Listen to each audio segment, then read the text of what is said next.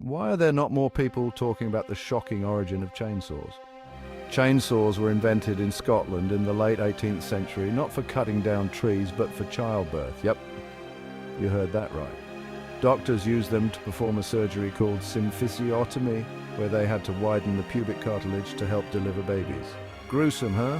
Before you cringe too hard, this mini chainsaw was actually way more efficient than a surgical knife. Plus, it was used to remove disease-laden bone. Fast forward to the early 1900s and someone thought, hey, this nifty tool might be handy for chopping wood. And that's how we went from delivering babies to cutting down trees.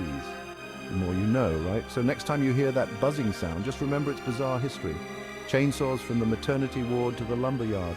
Crazy, but true.